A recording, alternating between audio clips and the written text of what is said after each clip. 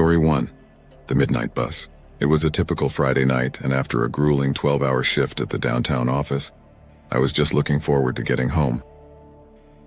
The clock struck midnight as I stood at the bus stop, the streets around me eerily quiet.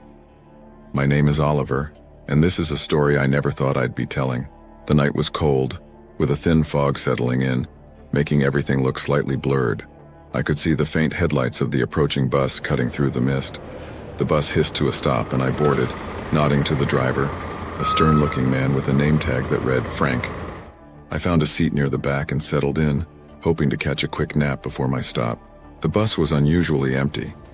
There was just one other passenger, a young woman named Clara, who I recognized from the office building. We exchanged tired smiles and went back to our own worlds. The bus began its route through the dark, silent streets. About 3 stops later, an elderly woman boarded.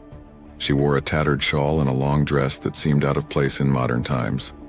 She moved slowly, each step deliberate, her eyes never meeting anyone's. She took a seat directly across from me. I couldn't help but notice her lips moving, muttering words I couldn't quite catch. As the bus continued, the muttering grew louder. I strained to hear, catching fragments. He's watching. It's too late. He knows. The words sent a chill down my spine. I glanced at Clara.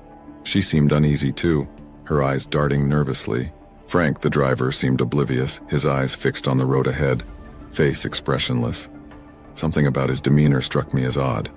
I decided to move closer to Clara, feeling safer near someone I vaguely knew. Suddenly, the bus jolted to a stop. The lights flickered and then went out completely. We were plunged into darkness. My heart pounded in my chest. In the pitch-black silence, the elderly woman's muttering turned into a low, guttural chant. The air grew colder and I felt an oppressive presence closing in. When the lights flickered back on, the elderly woman was sitting in the seat I had just vacated, staring directly at me with a malevolent glare. Her eyes were black voids and her mouth twisted into a cruel smile. Panic surged through me. I rushed to the front, banging on the driver's cabin. "Frank, what's going on?" I shouted. He didn't react, continuing to drive with that same eerie calm. Clara joined me, her face pale with fear. "Oliver, we need to get off this bus," she whispered urgently. I nodded and we headed for the doors. But they wouldn't budge. The bus rolled on, now passing through streets I didn't recognize.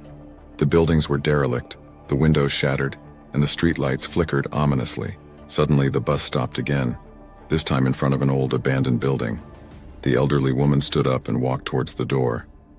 "This is where you get off," she said in a voice that echoed unnaturally. Clara and I exchanged terrified glances. I forced the doors open and we stumbled onto the street. The bus doors slammed shut behind us and it disappeared into the fog, the old woman and Frank both staring at us with those haunting eyes. We stood in front of the building, its facade crumbling, a chilling wind blowing through the empty windows. "What the hell just happened?"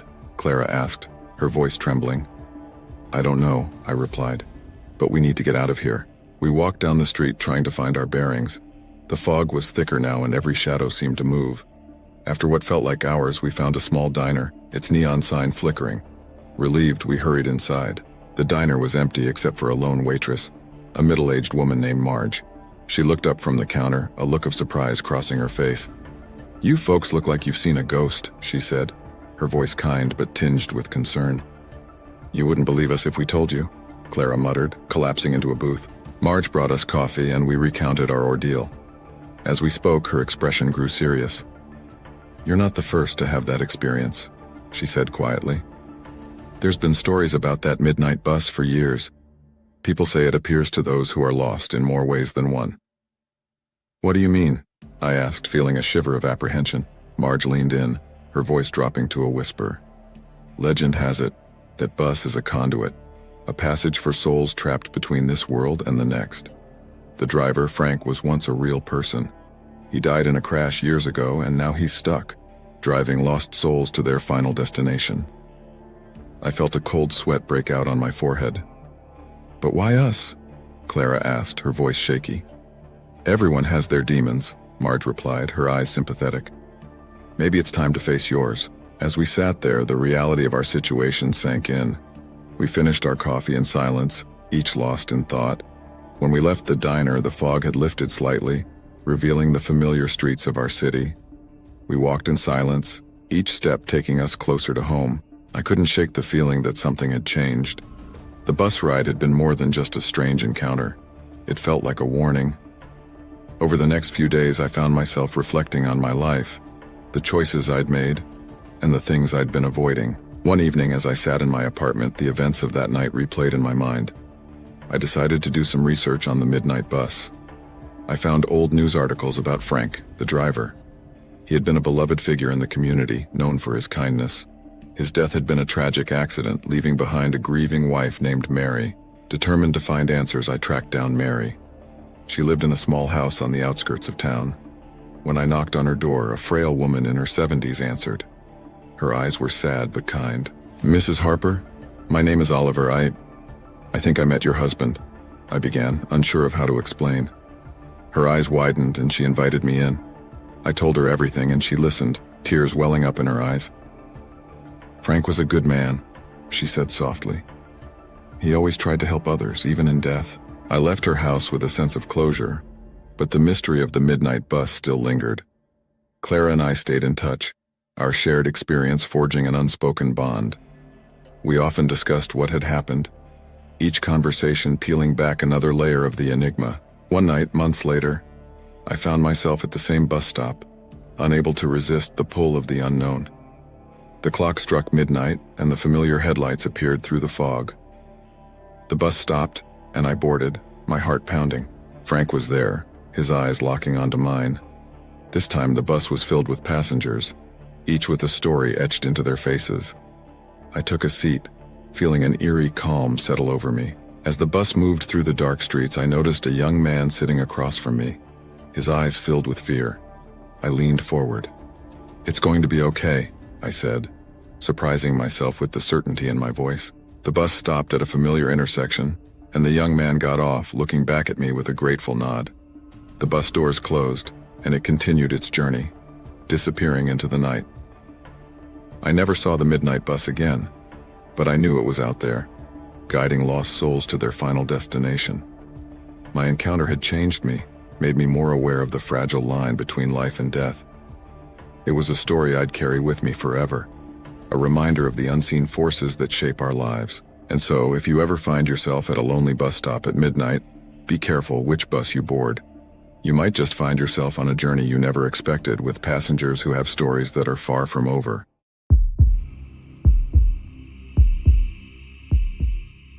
Story 2. The Passenger Who Never Got Off. My name is John, and this is the story of a night that changed my life forever. I used to think of my daily commute as nothing more than a tedious routine, but now I know that even the most mundane aspects of life can hold the most profound mysteries. It was a crisp autumn evening, and I was on the 7:45 bus heading home after a long day at the office. The bus was crowded, as usual, filled with tired workers, students, and the occasional chatter of excited children. I found a seat near the middle and settled in, pulling out my phone to read. A few stops later, an elderly man boarded the bus.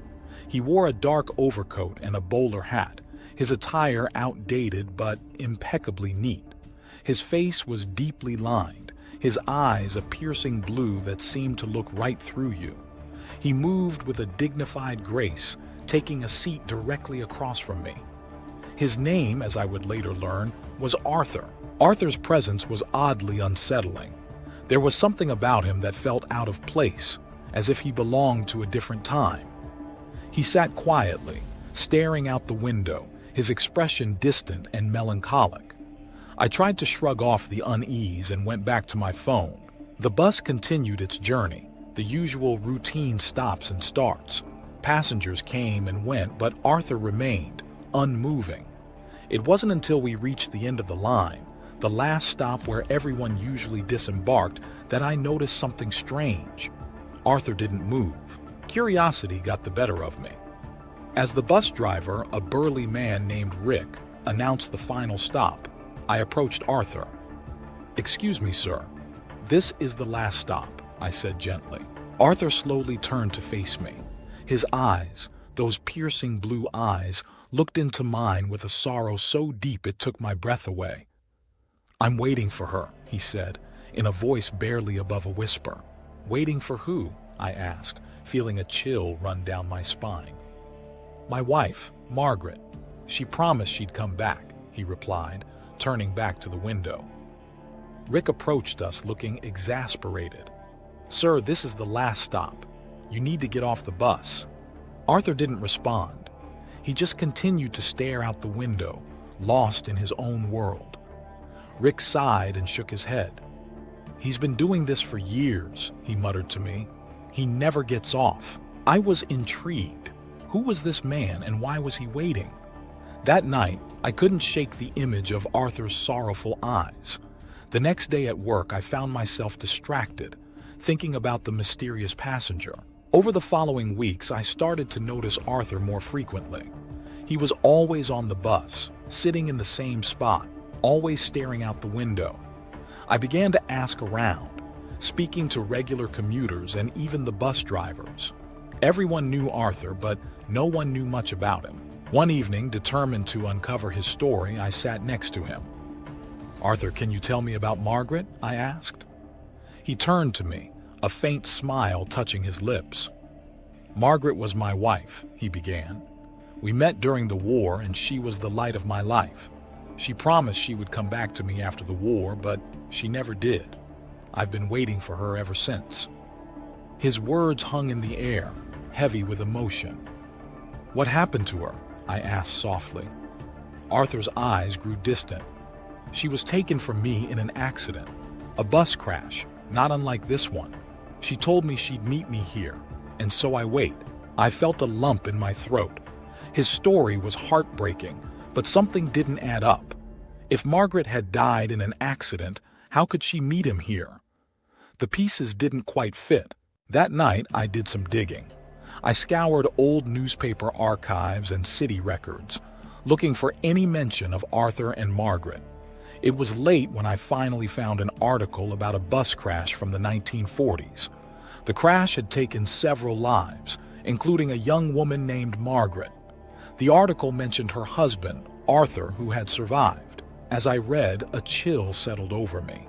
The dates didn't make sense. If Arthur had been alive during the 1940s, he couldn't possibly still be alive now. I dug deeper, uncovering more about the crash. It turned out the bus had been hit by a drunk driver and the survivors had included Arthur. But he had died a few years later in the 1950s. The realization hit me like a ton of bricks. Arthur wasn't just an old man waiting for his wife. He was a ghost, trapped in a never-ending loop of sorrow, waiting for someone who would never come. I needed to know more. The next evening, I stayed on the bus until the last stop. Arthur was there, as always. This time, I was determined to help him find peace. Arthur, I said softly, sitting next to him, I know about the crash. I know about Margaret. She wouldn't want you to keep waiting like this. He turned to me, his eyes filled with confusion and pain. I promised her, he whispered. I promised I'd wait. Tears filled my eyes. She's gone, Arthur. She's been gone for a long time. It's time to let go. Arthur's face crumpled, and for the first time, I saw him as he truly was, a lost soul trapped by his own grief. He nodded slowly, tears streaming down his cheeks. Thank you, he whispered. Thank you for helping me see. As the bus pulled into the final stop, Arthur stood up. He looked at me one last time, a faint smile on his lips. Goodbye, John, he said softly. I watched as he walked towards the door, and as he stepped off the bus, he vanished into the night. I sat there, stunned, unable to comprehend what had just happened. In the weeks that followed, the bus felt different. Arthur's presence was gone, but his story lingered. I found myself thinking about him often, wondering if he had finally found peace. One evening, I noticed a new passenger on the bus, a young woman with a sad, distant look in her eyes. She reminded me of Arthur, and I felt a strange sense of déjà vu. I decided to sit next to her. Hi, my name's John, I said, offering a smile. Is everything all right? She looked at me, her eyes filled with tears. I'm waiting for someone, she said softly. My fiancé. He promised he'd come back. A chill ran down my spine. The cycle was starting again. I took a deep breath and resolved to help her, just as I had helped Arthur. "Tell me about him," I said gently. As she began to speak, I listened intently, determined to uncover her story and help her find peace. Little did I know, her story would lead me down an even darker path, filled with twists and turns that would challenge everything I thought I knew about life and death. But that is a story for another night. Remember, if you ever find yourself on a late-night bus, take a moment to look around. You never know who might be sitting next to you, waiting for someone who will never come. And if you do, perhaps you can be the one to help them find their way home.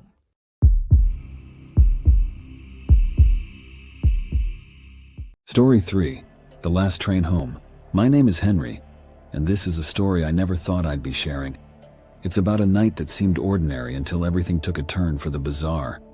It was a night that changed my perspective on life forever. It was late October, and the city was starting to feel the chill of early winter. I had stayed late at the office, crunching numbers for a project that seemed to have no end. By the time I left, it was almost midnight. I made my way to the train station, the streets mostly deserted except for a few stragglers like me, heading home after a long day's work. The station was eerily quiet, the usual hum of activity reduced to a faint echo. I bought my ticket and headed to the platform. The train, as usual, was the last one for the night. It arrived with a screech and I boarded, finding a seat in a nearly empty carriage. The only other passengers were a few tired-looking souls scattered throughout. I settled in, hoping to catch a quick nap during the ride. But as I glanced around, something caught my eye. An old man sat in the corner staring out the window with a look of intense focus. He wore a vintage suit and clutched an old leather briefcase. His presence was peculiar, out of sync with the modern setting. I felt a strange urge to talk to him. "Evening," I said, taking the seat opposite him. "Late night, huh?" He turned slowly to face me, his piercing blue eyes locking onto mine. "Yes, quite late," he replied, his voice carrying a refined, almost archaic tone. "I'm Harold." "Henry," I introduced myself. "You heading home?" Harold smiled faintly. "In a manner of speaking. I'm waiting for my family. We're supposed to meet at the old station." "The old station?" I repeated, puzzled. "You mean the historical one that's been closed for years?" He nodded. "Yes, that's the one. Margaret and the children promised they'd meet me there." I didn't know what to say. There was something deeply melancholic about him. Before I could ask more, the train plunged into a tunnel, and the lights flickered, casting eerie shadows. When we emerged from the tunnel, everything felt different. The few passengers who had been there were now gone. It was just Harold and me. The train itself seemed to have changed, the interior looking older, as if from a different era. "Did you see that?" I asked, my voice trembling slightly. Harold just nodded as if this was expected. "We're almost there," he said quietly. The train slowed down, approaching a station that looked nothing like the ones I knew.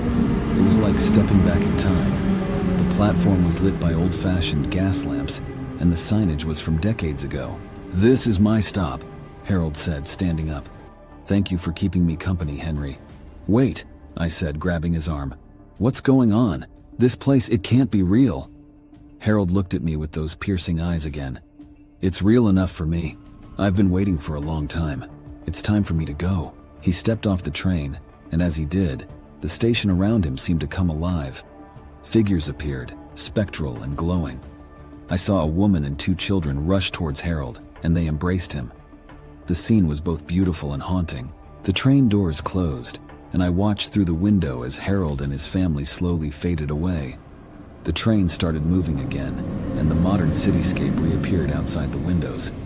I was back in the present, alone in the carriage. For the next few days, I couldn't shake the feeling of that night. I started researching old train accidents and stations, trying to find any mention of Harold and his family. It took time, but I eventually found an old newspaper article about a tragic accident in the 1940s. A train had derailed near the old station, killing several people, including a man named Harold and his family. The realization hit me hard. Harold was a ghost, trapped in time, waiting for a reunion that he believed would never come. Somehow, I had been part of that reunion, a witness to his final moments. Weeks passed, and I began to accept what had happened. I felt a strange sense of peace, knowing that Harold had finally found his family. But the mystery of the train lingered in my mind. One night, I found myself at the same train station, unable to resist the pull of the unknown. The clock struck midnight, and the last train arrived. I boarded, half expecting to see Harold again. Instead, I saw a young woman sitting in the corner, looking lost and out of place. "Hi," I said, taking the seat next to her. "I'm Henry. Are you okay?" She looked at me with tear-filled eyes. "I'm Anna," she said softly. "I'm looking for my brother. He disappeared years ago, and I think he might be on this train." A chill ran down my spine. The cycle was starting again. "Tell me about him," I said gently. As she began to speak, I listened intently. Anna's story was heartbreaking.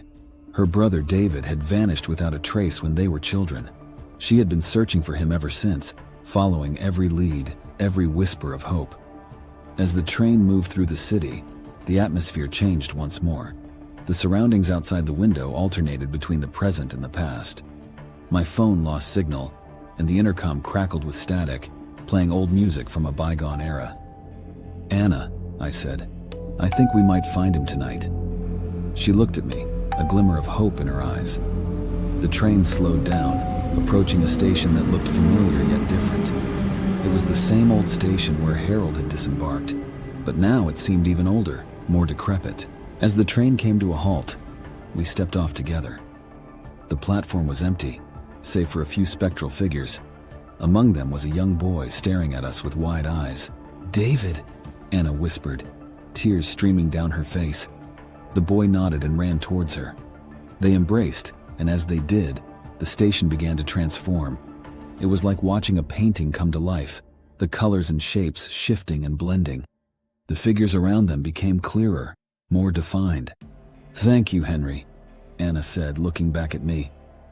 "I couldn't have done this without you."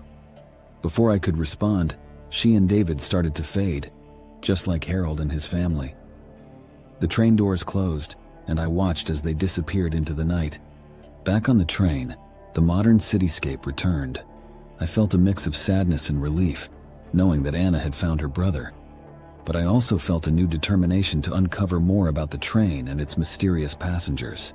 Over the following months, I spoke to others who had experienced similar encounters. Each story was unique, yet they all shared a common thread: the last train, the spectral figures, and the reunions that seemed impossible. One evening, as I sat in my apartment, I received a letter. It was old and yellowed, addressed to me in elegant handwriting. Inside was a note. "Thank you for helping us find our way home. Your journey is far from over. There are more who need your help. Harold." I felt a chill run down my spine. The cycle was indeed continuing, and it seemed I had a new purpose. I knew that my encounters with the supernatural were far from over. There were more lost souls out there waiting for someone to guide them home.